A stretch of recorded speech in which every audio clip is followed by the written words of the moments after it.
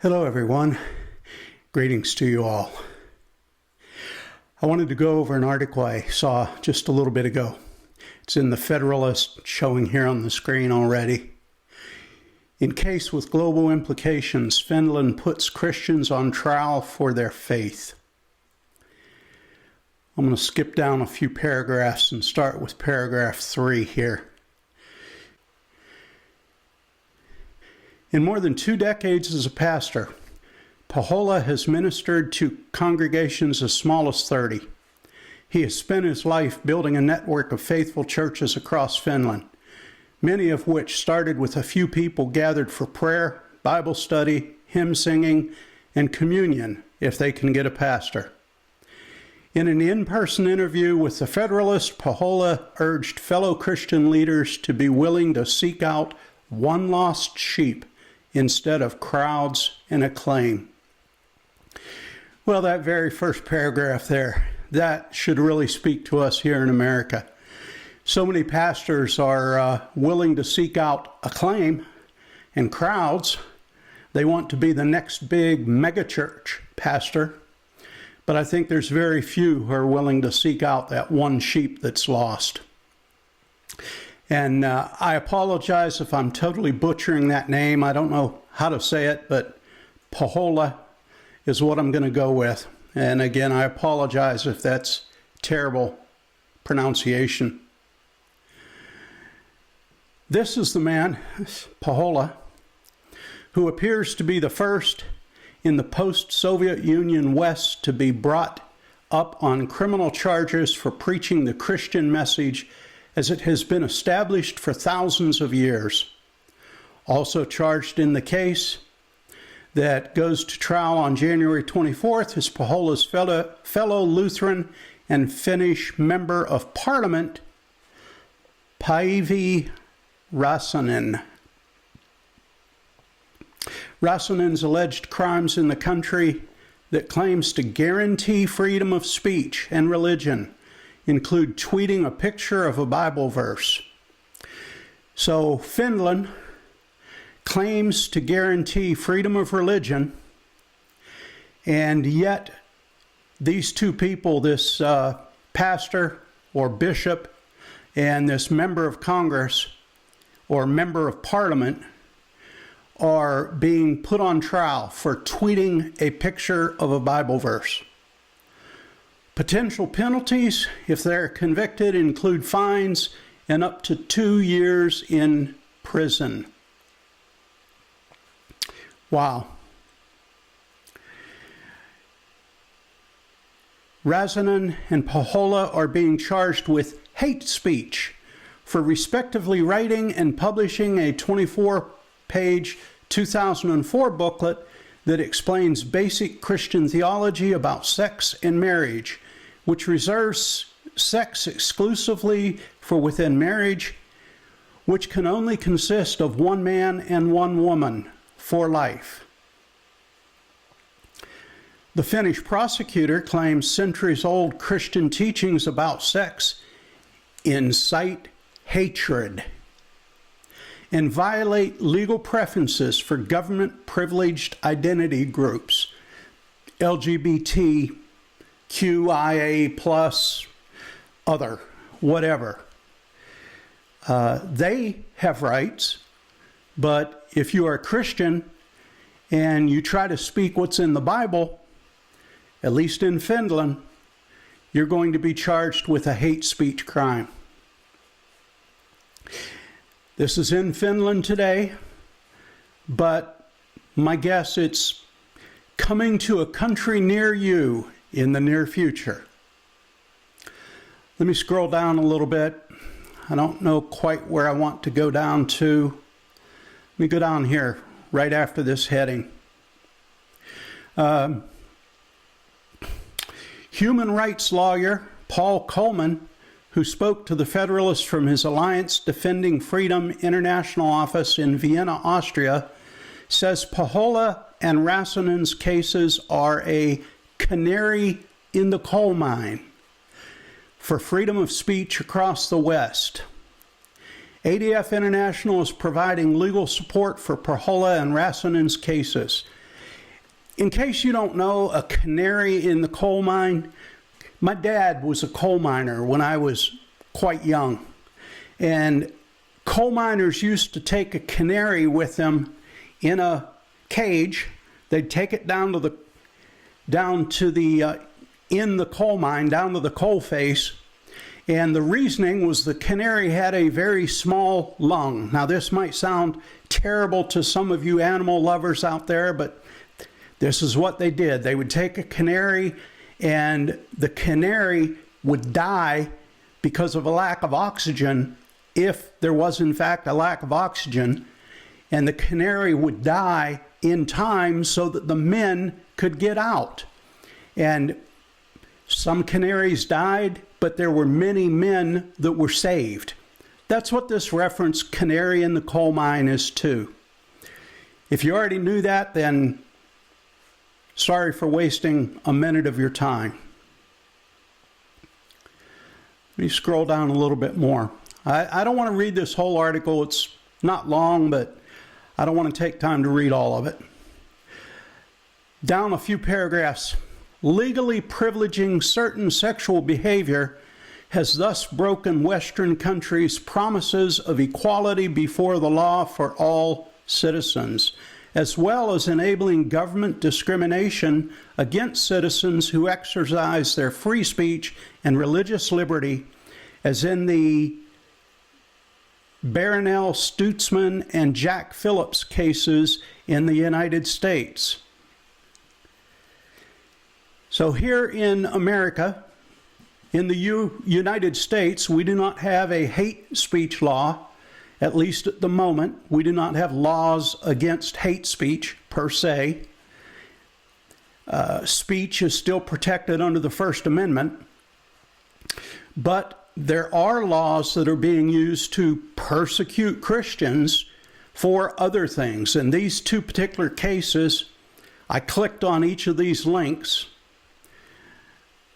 The Barronelle Stutzman case was the flower shop lady in Richland, Washington.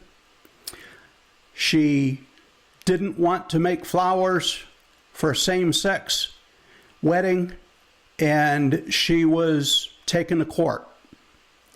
In June 2019, the Washington Supreme Court ruled against Barronelle a second time. ADF attorneys have once again asked the U.S. Supreme Court to take up her case. So this isn't speech, but this is actions, and it's been basically ruled as hateful actions towards people. The other case that was mentioned is Jack Phillips. He's the guy in Colorado that would not make a cake for a same-sex wedding, and he basically was run out of business because of that. I'm not going to go through his article, but again, the free speech,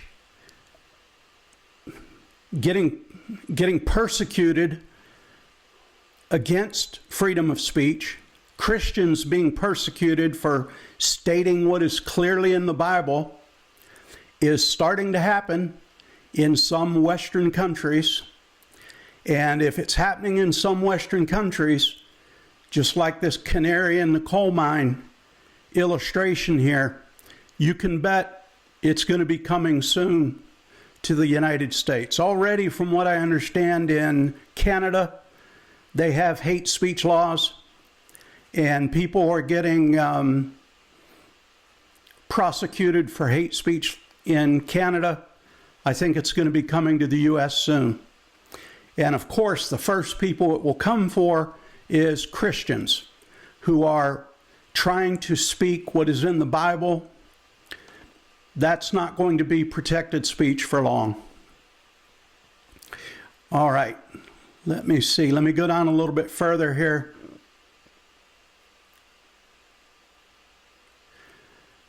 Keep scrolling down. As you see, I'm skipping most of this. I'll put a link to this article in the description below. You can go there and read it yourself in total if you would like. Let me just read a few paragraphs here towards the end. This is a quote from Pahola. Our mission has been that if the shepherd sees that one lost sheep is missing, he knows. Pahola said of the churches he oversees. He noted that many people coming to faithful Finnish churches are seeking love and connection from a church family as the secular world becomes increasingly isolated and family-less, in no small part because of pagan sexual behavior and beliefs.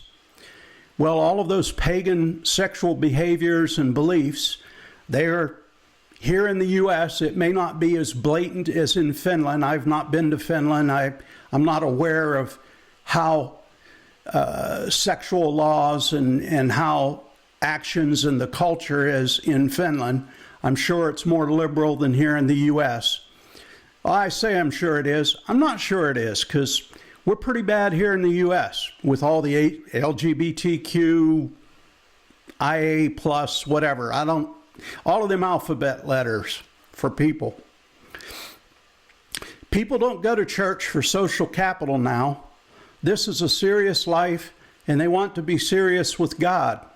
So churches have to build communities that stand on solid Lutheran biblical doctrine. The Lutheran Church is predominant in Finland, so that's why he said to stand on solid Lutheran biblical doctrine. You know, here in America, people still go to church for social capital. They want to be seen, some people. That's why mega churches are so popular. That's why so many mega churches have the shows and all of the shows and everything to draw people in. It's popular amongst a certain set of people. But when things get bad, when things get worse, that will happen less and less. When there's some persecution that starts happening, then that's going to happen less and less. And people that are going to church are going to be those that want to be serious with God. I look forward to that day when people going to church are those who want to be serious with God.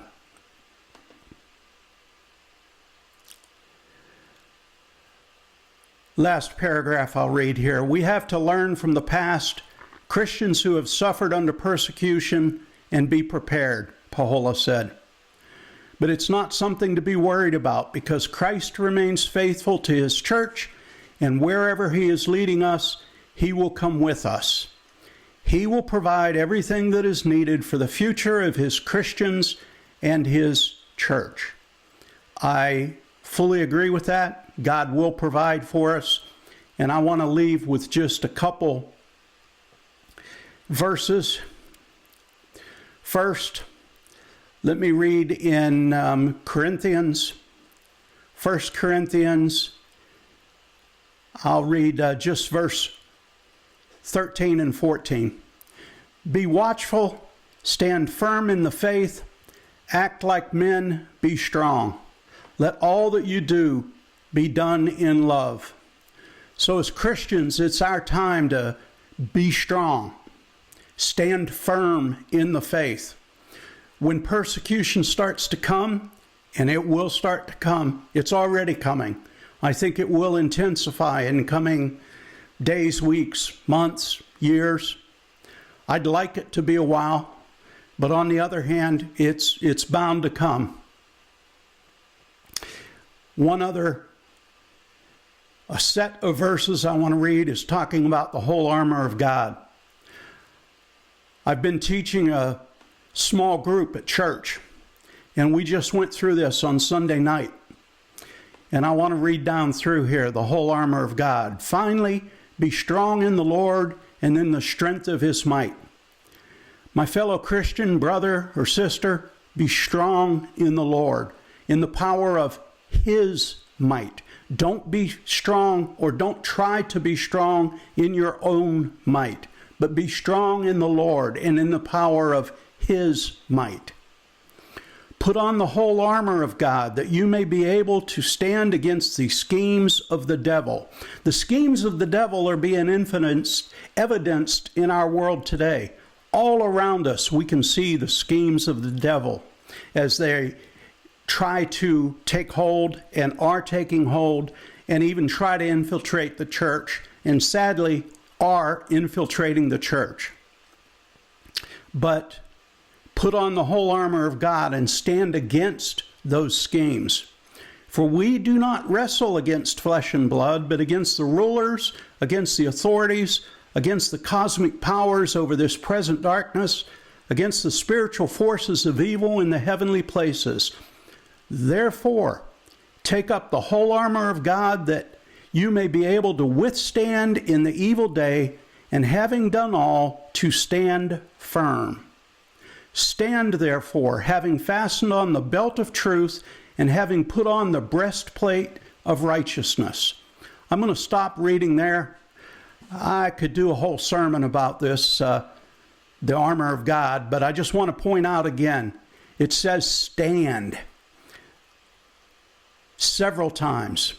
Here in verse 11, it says, put on the whole armor of God, that you may be able to stand.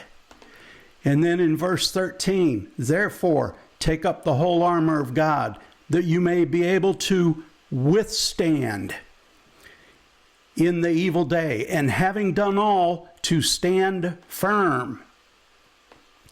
Stand, therefore, having fastened on the belt of truth, and having put on the breastplate of righteousness.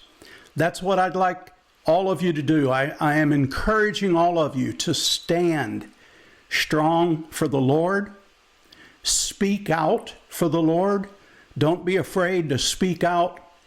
While we still have an opportunity in this country to speak out against homosexuality, against all of the schemes of the devil, the LGBT crowd, we don't hate those people at all. I have no hate in my heart for those people, but I do hate the sin. So I'm going to speak out against that sin, and I pray that many of those people will turn from their wicked ways and be saved.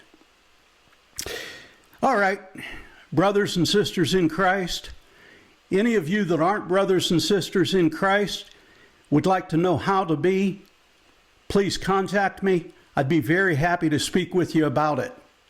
If you've liked this video, I hope you'll give it a thumbs up. Hope you'll share it, give it a like, encourage other people to watch it. If you haven't subscribed to my channel, please do that. And until next time, may God richly bless you. Bye-bye.